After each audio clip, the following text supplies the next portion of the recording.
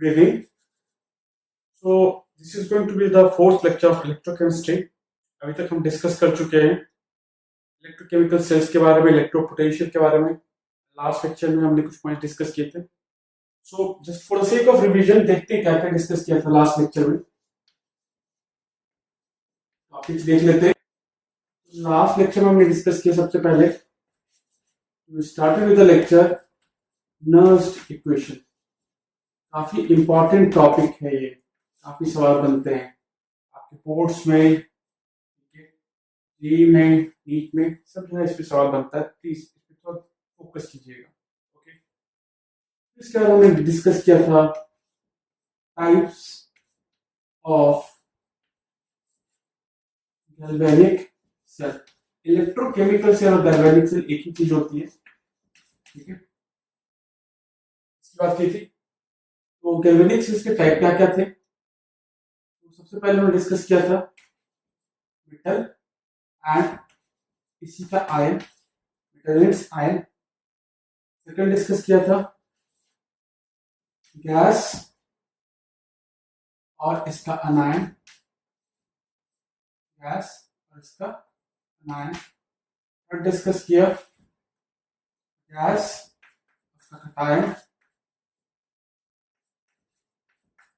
Fourth discuss किया था salt था हमारा, सॉल्ट, सॉल्युबल सॉल्ट, उसका मेटल. स्टैंडर्ड इलेक्ट्रोड डिस्कस किए थे, again H+ H2 platinum, standard hydrogen electrode. आखिरी में डिस्कस किया था कैलोमेल electrode, Hg Hg2 Cl2 and साथ में हमने टाइप डिस्कस किए थे. इसके अलावा भी और भी आपके इलेक्ट्रोकेमिकल सेल्स हो सकते हैं.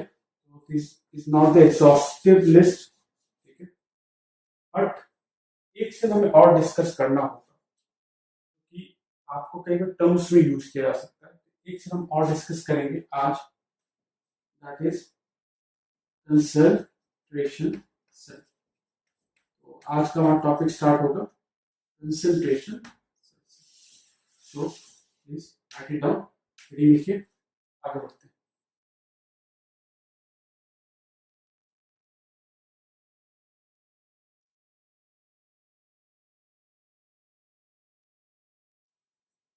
तो स्टार्ट करते हैं. कंसंट्रेशन सेल में बात करते हैं, सबसे पहला होता है वो है इलेक्ट्रोलाइटिक सेल. कंसंट्रेशन के भी दो टाइप्स है. पहला टाइप है इसका इलेक्ट्रोलाइटिक सेल, जो अलग अलग कंटेनर लिया, जस्ट लाइक डैनियल सेल का केस जैसा था वैसे ही. लिक्विड दे रखा है, जैसे इस लिक्विड में सॉल्ट है Zn+2 का. जो रॉड इलेक्ट्रोड की यूपी किसकी है? जिंक की. सिमिलरली यहाँ पे जो आपका दे रखा है ये भी Zn+2 ही है. रॉड है किसकी है? ये रॉड दे रखी है. ये जो लाइन मैंने बनाई है, ये क्या है? याद होगा आपको, इट इज सॉल्ट ब्रिज. सवाल उठता है कि दोनों साइड जिंक का ही रॉड है और जिंक का ही सॉल्ट है, यहाँ पे इलेक्ट्रोड पोटेंशियल आएगा या कोई करंट या इलेक्ट्रिसिटी जनरेट होगी क्या? सोचें, गौर से देखें. हम ऐसे नहीं बोल सकते. मैंने बोला था कि इलेक्ट्रो पोटेंशियल के लिए क्या करते हैं. सबसे पहले रिएक्शन तो पता ही है आपको, रिएक्शन लिख सकते हो. रिएक्शन क्या होता है? एक साइड ऑक्सीडेशन, जिंक किसमें कन्वर्ट हो रहा है? Zn+2, साथ में 2 इलेक्ट्रॉन. दूसरी साइड Zn+2 ने इलेक्ट्रॉन गेन किया है तो क्या बनाया है? जिंक. सेल को रिप्रेजेंटेशन देखोगे तो कैसे रिप्रेजेंट करोगे? Zinc Zn+2 salt bridge, Zn+2 zinc. Let's say इसका कंसंट्रेशन C1 है, इसका कंसंट्रेशन C2. ये रिएक्शन जब लिख लिया, इसका नेक्स्ट इक्वेशन लगाते हैं, क्या लिखते हैं? E0 cell minus 0.0591 on electron की संख्या, number of electrons is 2 log Q. Log Q क्या होगा? प्रोडक्ट Zn प्लस 2, ये मैंने आपको कितना दिया है C1, ये दिया था C2, मैं क्या लिखूंगा? Nothing but C1 upon C1 upon product by reactant लिख दिया हमने, रिपीट कर देते हैं। अब सर वापस रिपीट करता हूँ, इलेक्ट्रोलाइटिक सेल में दोनों साइड सॉल्ट सेम है, मेटल सेम है, इलेक्ट्रिसिटी जनरेट होगी या नहीं? मैंने पहले कई बार सोचते हैं लोग, जवाब देते हैं no। आप में से कई लोगों ने भी सोचा होगा, ऐसा नहीं है। ई नोट सेल जीरो होगा, SRP of cathode minus SRP of anode अगर हम लेते हैं, this is cathode and this is anode, ये तो जीरो होगा प्लस माइनस। बट देखो ये जो टर्म है, ये टर्म रह जाता है, C1 और C2 ये दोनों तो इक्वल मैंने बोला नहीं, इस पर डिपेंड करता है। ये बताओ इलेक्ट्रिसिटी कब जनरेट होती है? इलेक्ट्रिसिटी तब जनरेट होती है, ई सेल क्या होता है? Positive, delta G negative. E cell positive होना है और इस टर्म के आगे माइनस साइन, माइनस है अगर आगे, लॉग में C1 और C2 इस तरह से रखेंगे कि माइनस प्लस में कन्वर्ट हो जाए, तभी पॉसिबल है। C2 क्या हो? C1 से ज्यादा हो, C2 C1 से ज्यादा हो, ये क्या होगा? टर्म 1 से छोटा, लॉग लेस देन 1 अगर होगा तो निगेटिव वैल्यू आएगी, तो minus minus will be positive. Electrolytic cell वो सेल है जहां पे दोनों साइड, कैथोड और एनोड के साइड, आपके पास सॉल्ट मेटल सेम होता है, बस there is difference in electrolytic solution concentration, concentration में डिफरेंस होता है। आप ये चाहे तो हेडिंग क्या लिख सकते हैं, electrolytic cell is that cell in which there is difference between concentration of the salts, there is difference between concentration of the salt। Okay, उसके बाद कंप्लीटली आप इसे नोट कर लें, नोट इट डाउन।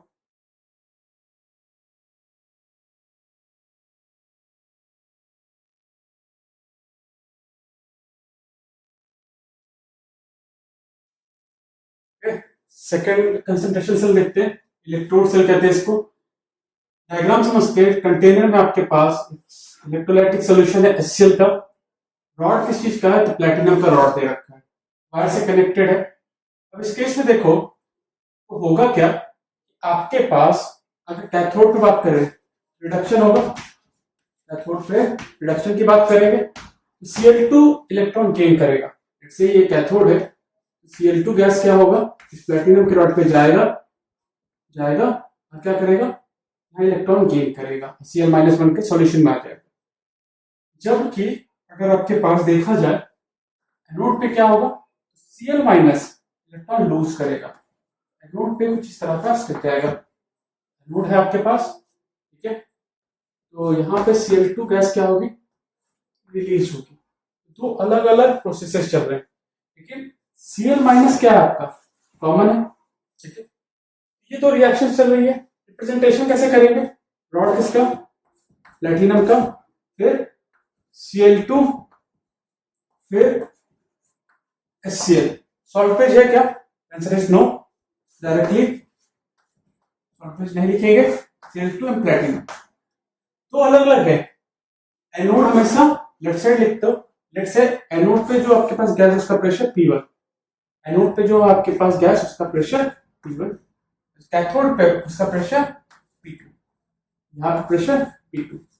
Cl- तो दोनों के लिए कॉमन है, कंसंट्रेशन कितना मान है C, ये इसका रिप्रेजेंटेशन होता है। अब मैंने कहा था रिएक्शन लिख लो, रिप्रेजेंटेशन पता है, नेक्स्ट इक्वेशन से ई सेल क्या लिखोगे, E cell is equal to E naught cell minus 0.006 या फिर 0.591, ओके, क्या लिखेंगे, E is equal to E naught cell minus 0.591 upon electron कितना 1 log product by reactant, product में है P1, रिएक्टेंट में है P2, पावर क्या होगा हाफ, कंसंट्रेशन क्या होगा, दोनों के कंसंट्रेशन सेम है ना, C/C, कैंसिल हो जाएगा, इसको लिखने की जरूरत नहीं है। रिएक्शन होने के लिए कंडीशन क्या होता है, ई सेल को क्या होना होगा, E cell has to be positive, इसका मतलब P2 जो होगा P1 से बड़ा होगा, तभी तो ये टर्म निगेटिव आएगा, निगेटिव और निगेटिव पॉजिटिव। तो कंसंट्रेशन सेल में इलेक्ट्रोड सेल वो सेल है जहां पर प्रेशर का डिफरेंस होता है, कंसंट्रेशन सेम है बट प्रेशर वैरी करता है। ओके, ये बात आपको समझ गई। कंसंट्रेशन सेल का मतलब यही है कि कभी इलेक्ट्रोलाइटिक सॉल्यूशन जो है उसका कंसंट्रेशन वैरी कर रहा है, कभी जो गैस निकल रही है उसका प्रेशर वैरी कर रहा है, दैट इज कंसंट्रेशन सेल। दो टाइप, एक इलेक्ट्रोलाइटिक, दूसरा इलेक्ट्रोड। तो इलेक्ट्रोड सेल के लिखते हैं, इलेक्ट्रोड सेल लिखिए, क्या लिखिएगा, electrode cell is a type of concentration cell. Electrode cell is a type of concentration cell in which gases release has different pressure. In which gases release has different pressure. In which gases release has different pressure. Okay. इसको लिखिए, इसको complete note it down.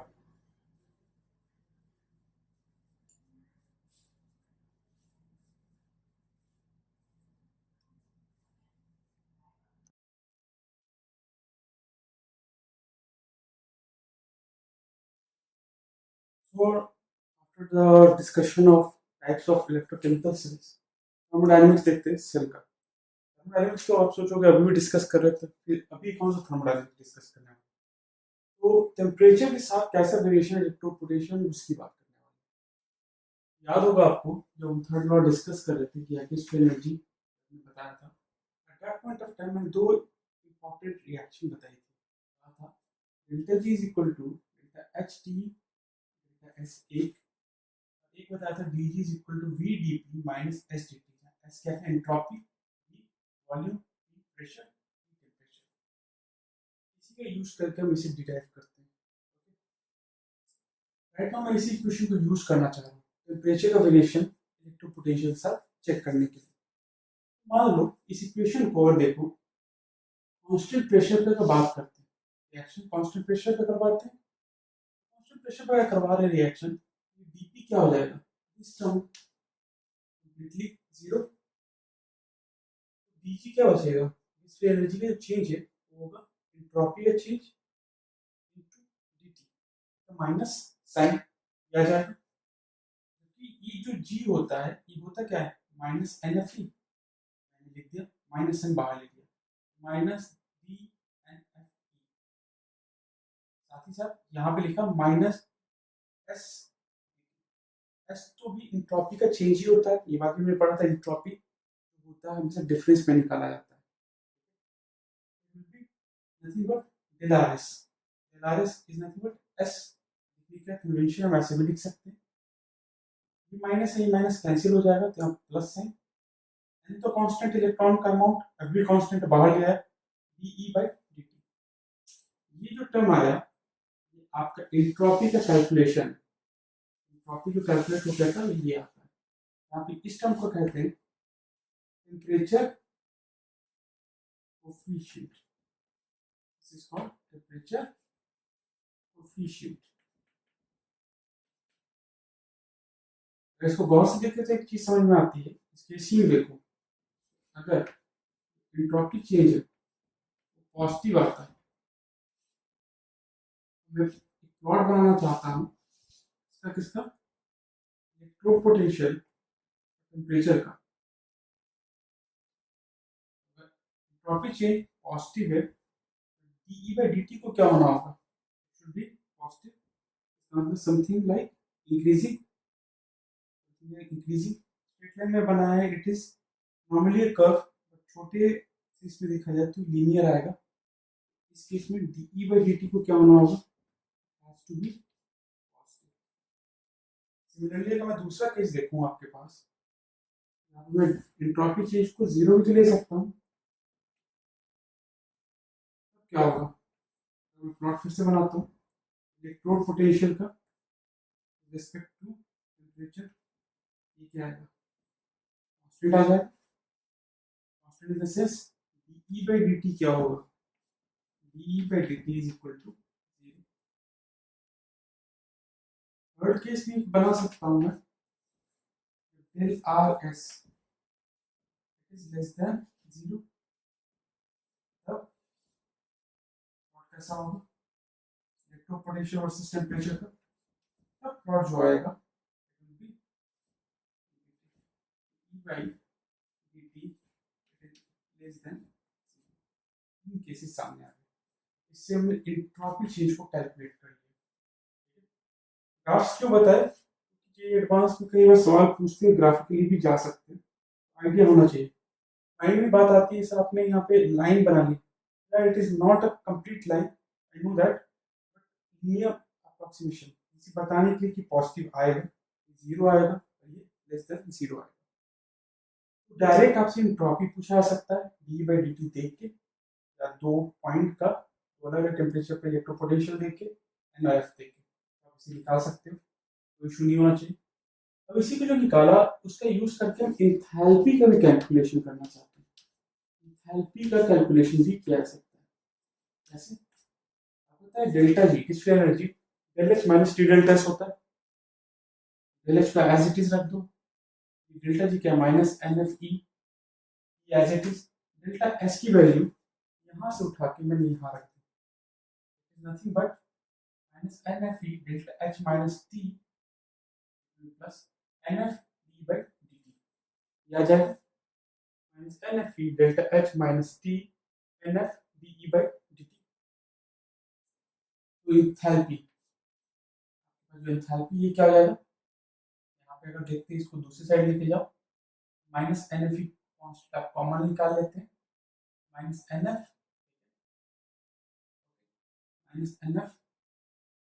हमने निकाल लिया, and मैं इस तरह से लिख देता हूँ तो आसान पड़ेगा आपको, N F E minus T E by N F E minus T D by. Question में न्यूमेरिकल बेसिस पे, फॉर्मूला बेसिस पे क्वेश्चन पूछा है, ये भी बोला जा सकता है एंट्रोपी निकालो, एंथैल्पी निकालो, लाइक दिस, ऐसे क्वेश्चन कुछ इस तरह से दे दूं। ओके, सो अगला टॉपिक देखते हैं इलेक्ट्रोलाइटिक सेल। पहला पार्ट इलेक्ट्रोकेमिकल डिस्कस कर चुके हैं। So what is electrolytic cell, ये समझना चाहते हैं। तो उसको समझने के लिए सबसे पहले समझेंगे एक फिनोमेना, उसको कहते हैं हम लोग इलेक्ट्रोलिसिस। इलेक्ट्रोलिसिस क्या होता है, ठीक है, ये बात आपने पहले भी कई बार सुना होगा टर्म। तो हम देखते हैं इलेक्ट्रोलिसिस क्या होता है। Electrolysis it is an spontaneous phenomena, ठीक है, it is a spontaneous phenomena.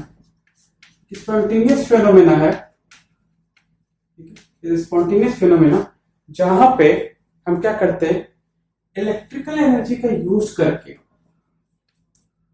ठीक है, इलेक्ट्रिकल एनर्जी का यूज करके कोई केमिकल रिएक्शन कराते हैं।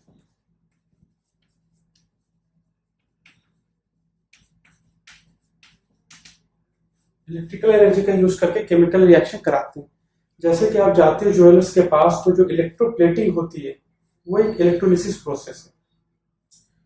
तो हम यहाँ पे कहते हैं कि इलेक्ट्रिकल एनर्जी को यूज करेंगे, इलेक्ट्रिकल एनर्जी को क्या करेंगे, यूज करेंगे और केमिकल रिएक्शन कराएंगे। जैसे कि कंटेनर को देखो, अभी क्या हो रहा है कंटेनर वो समझते हैं। कंटेनर में क्या है, एक इलेक्ट्रोड एनोड है और एक इलेक्ट्रोड कैथोड है। सॉल्यूशन किस चीज का है, फ्यूज्ड NaCl। NaCl है, फ्यूज का मतलब मॉल्टन, सिर्फ NaCl, पानी बिल्कुल नहीं, पिघला हुआ NaCl। ओके, एनोड और कैथोड, बाहर से एक बैटरी लगा दी है मैंने, एक्सटर्नल EMF, ये क्या हो गया पॉजिटिव और ये फिर क्या हो गया निगेटिव। तो यहां पे हम कहेंगे कि होगा क्या, बैटरी का काम है बाहर से कुछ एनर्जी देना, तो एक्सटर्नल जो ईएमएफ उसके चलते एनोड पे क्या होगा, अभी बताया मैंने आपको, पढ़ चुके हम लोग। एनोड पे ऑक्सीडेशन होगा, ऑक्सीडेशन तो कैटायन का होगा। एक ही अनायन है हमारे पास, ठीक है, एक ही अनायन है, एनोड पे ऑक्सीडेशन होगा, Cl माइनस का हम करा देंगे oxidation, half Cl2 plus electron oxidation हो गया। जो कैथोड है, कैथोड पे क्या होता है, रिडक्शन, पढ़ चुके हैं हम लोग। तो एक ही कैटायन हमारे पास है, that is Na plus, electron gain करेगा, क्या बनाएगा, सोडियम। तो ये रिएक्शन हो रही है दोनों इलेक्ट्रोड्स पे। दोनों इलेक्ट्रोड्स किस चीज के बने हैं, लेट्स से प्लैटिनम के बने हुए, ठीक है, माइंड में इसको कोई डाउट नहीं कीजिए, प्लैटिनम के बने हुए इनर्ट है, एक पे ऑक्सीडेशन और एक पे रिडक्शन। ये हुआ क्यों, क्योंकि बाहर से हमने बैटरी लगा रखी थी, बैटरी में चलती है, रिएक्शन हो चुकी। ओके, नेट रिएक्शन लिखो, क्या लिखोगे, Na plus plus Cl minus, electron तो कैंसिल हो जाएगा, क्या बनेगा, Na प्लस हाफ Cl। ठीक है, ये जो प्रोसेस है that is known as electrolysis, जिस कंटेनर में होता है that is called electrolytic cell. Okay, that is called electrolytic cell. इसको कोई दिक्कत नहीं आ रही होगी। सबसे पहले लिखते हैं व्हाट इज इलेक्ट्रोलिसिस। इलेक्ट्रोलिसिस का डेफिनेशन होगा,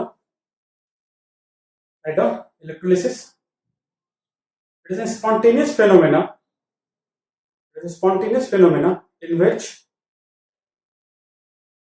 chemical reaction occurs by the use of which chemical reaction occurs by the use of chemical reaction occurs by the use of electrical energy.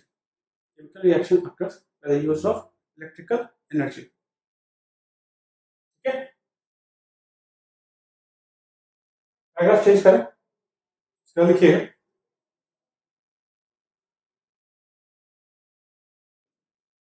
आपको लिखना है, the container in which electrolysis occurs, the container in which electrolysis occurs is known as electrolytic cell, known as electrolytic cell.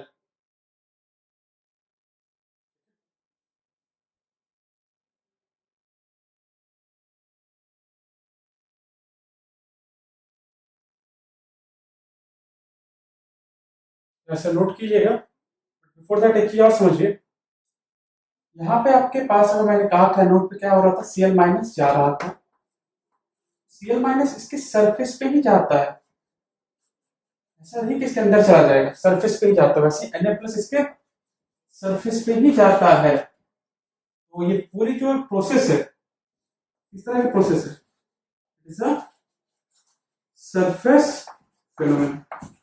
Electrolysis कैसा process है, surface phenomena, इसको भी लिख ले, electrolysis is a surface phenomena, electrolysis is a surface phenomena.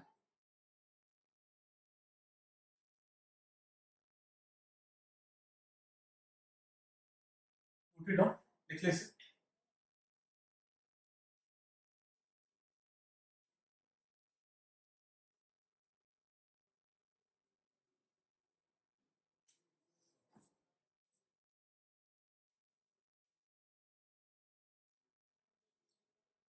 तो जब पढ़ते हैं इसमें बड़ा अच्छा सवाल बन सकता है कंसेप्चुअल, ऐसा क्या होता है कि अनायन एनोड पे जाता है, कैटायन कैथोड पे जाता है, यानी गिव मी द एक्सप्लेनेशन, ऐसा क्यों हुआ।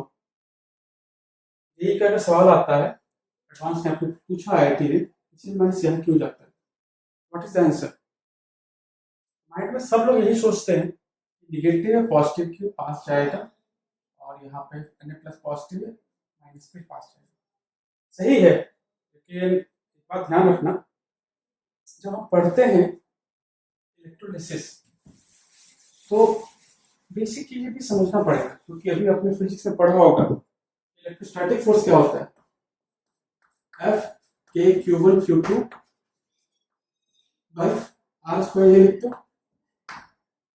इलेक्ट्रोस्टैटिक फोर्स तब वर्क करता है जब डिस्टेंस क्या हो, काफी कम, प्लस माइनस का साइन जो बात आप कर रहे हो ना, इलेक्ट्रोस्टैटिक फोर्स और अट्रैक्शन, ये बहुत कम डिस्टेंस पे काम करता है, ज्यादा डिस्टेंस पे काम नहीं करता। आयंस मूव क्यों हुए, क्यों गया आपका अनायन एनोड पे? सिंपल सा रीजन ये है कि नजदीक में जब इलेक्ट्रोस्टैटिक फोर्स वर्क करेगा, इसकी विसिनिटी में जितने भी अनायंस थे वो क्या होंगे, विसिनिटी में जितने भी अनायंस थे ऑक्सीडाइज हो चुके हैं। अब इसका कंसंट्रेशन Cl माइनस का विसिनिटी में एनोड के कम हो गया, जबकि यहाँ पे बाकी सॉल्यूशन में क्या है, उसका कंसंट्रेशन ज्यादा। आपको पता है मूवमेंट होते हैं एयर का हो या फिर आयंस का, हाई अमाउंट कंसंट्रेशन टर्म नहीं लिखते, मोलैरिटी होता है, कंफ्यूजन हो सकता है, तो हाई अमाउंट से तो लो अमाउंट मूवमेंट होता है। बाकी सॉल्यूशन में अनायन ज्यादा है, विसिनिटी में कम है, इसलिए आयन मूव करते हैं। सिमिलरली कटायन भी उसीलिए मूव करते हैं क्योंकि वो हाई से लो की तरफ मूव करता है। तो ये मेन रीजन इलेक्ट्रोस्टैटिक फोर्स नहीं होता, जबकि कंसंट्रेशन डिफरेंस होता है। ये पॉइंट भी आप लिख लें, तो write it down. In electrolytic cell, migration of ion takes place. Migration of ion takes place due to concentration gradient. Concentration gradient. डब्बे में क्या लिखेंगे साइड में? What will you write? High amount to low amount. ठीक है, समझने के लिए मैंने ब्रैकेट में लिखा दिया, कंसंट्रेशन ग्रेडियंट ही मेन रीजन है। High amount to low amount side में आप ध्यान रखेंगे, not due to electrostatics, not due to electrostatic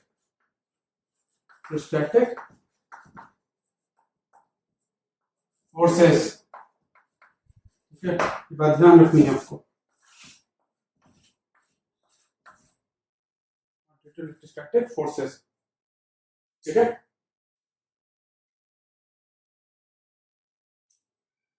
so last topic आज डिस्कस करते हैं। हमारा आज का लास्ट टॉपिक रहेगा इलेक्ट्रोड्स। ये जो इलेक्ट्रोड है, कई बार मैं प्लैटिनम लेता हूँ, कई बार मैं जिंक लेता हूँ, कई बार कॉपर लेता हूँ, इसका क्या सीन है उसे समझते हैं। ठीक है, इलेक्ट्रोड का काम क्या है? इलेक्ट्रोड का काम है आपका सरफेस प्रोवाइड करना जहां पे रिडॉक्स रिएक्शन हो सके। ठीक है, दो तरह के हो सकते हैं, एक में क्या होगा ऑक्सीडेशन होता है और एक में क्या होता है रिडक्शन। वो तो एक सिंपल सा बेसिस में जहाँ रिएक्शन होती है, प्लैटिनम और जिंक का डिफरेंस जो समझना चाह रहे हो, वो एक इलेक्ट्रोड होता है आपका नेटिव या फिर इनर्ट, दूसरा होता है एक्टिव। डिफरेंस क्या है? नेटिव का मतलब सिंपल सा रिएक्शन में पार्टिसिपेट नहीं करेगा, जैसे कि प्लैटिनम, इसका रिएक्शन में कोई पार्टिसिपेशन नहीं है। Platinum, even gold, even you can use graphite. Graphite सबसे ज्यादा कॉमनली यूज किया जाता है, और भी हो सकते हैं। रिएक्टिविटी कम, डेफिनेशन क्या होगा? Inert electrodes are those electrodes which do not take part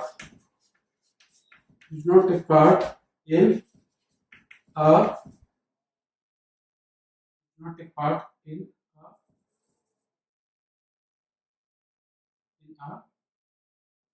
reaction. Reaction कैसा? Electrochemical reaction.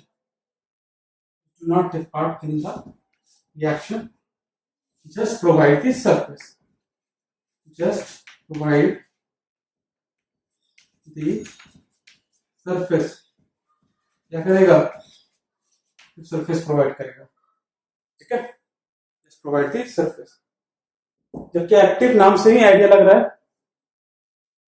It will those electrode which will take part electrodes which will take part in chemical reaction.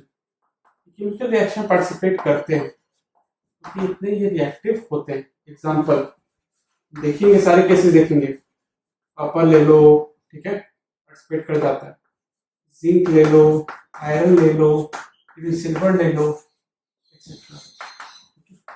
तो दो तरह का हम difference देख रहे हैं electrode का, नेटिव या फिर एक्टिव. नेटिव होगा या फिर एक्टिव होगा. नेटिव मतलब कोई रिएक्शन नहीं, एक्टिव मतलब रिएक्शन पार्टिसिपेट करेगा. ठीक है, नोट कर लें. तो नेक्स्ट लेक्चर में हम इलेक्ट्रोड जो है आपके पास डिस्कस कर चुके हैं. हम इलेक्ट्रोलाइटिक सेल के केसेस डिस्कस करेंगे, एग्जांपल्स डिस्कस करेंगे, फैराडेस लॉ डिस्कस करेंगे. ठीक है, हम लोग यहीं पे वाइंड अप करते ही रोकते हैं. होमवर्क ये रहेगा, क्वेश्चन दे रहा हूं मैं, सॉल्व दैट. ठीक है, प्लीज इसको एक दिन के अंदर सबमिट करें. ठीक है, submit it with in a day and after that hit हो जाए तो फिर आप रिवाइज करें, हिट कर लें एंड उसके बाद हम लोग आगे प्रोसीड करेंगे. Stop here.